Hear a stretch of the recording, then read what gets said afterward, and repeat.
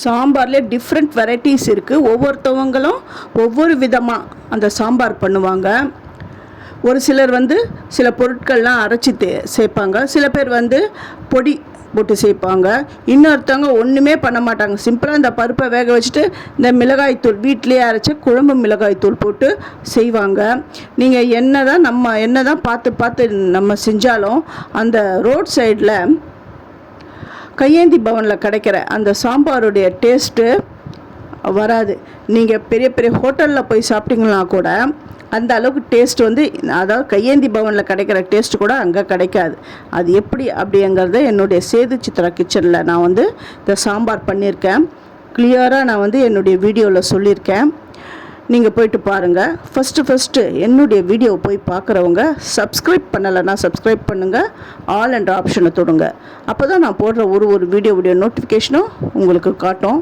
உங்களுக்கும் யூஸ்ஃபுல்லாக இருக்கும். உங்களுக்கு பிடிச்சிருந்தா உங்கள் ஃப்ரெண்ட்ஸுக்கும் நீங்கள் ஷேர் பண்ணுங்கள். அதாவது வீட்டில் இருக்கிற இன்க்ரீடியன்ட்ஸை அது வச்சு தான் இந்த சாம்பார் பண்ணுவாங்க.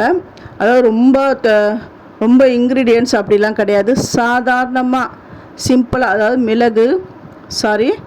மிளகாய், காஞ்ச மிளகாய், தனியா, அப்புறம் பூண்டு இதெல்லாம் சேர்த்து அரைச்சி பண்ணுவாங்க.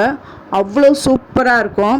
அதாவது நம்ம இட்லி சாப்பிட்றோம்னா அந்த அளவுக்கு டம்ளராக தான் அந்த 2 இட்லிக்கு அவ்வளோ சாம்பார் அந்த இட்லியை மூழ்க வச்சு அந்த சாப்பிட்ற அந்த டேஸ்ட்டே வேறு.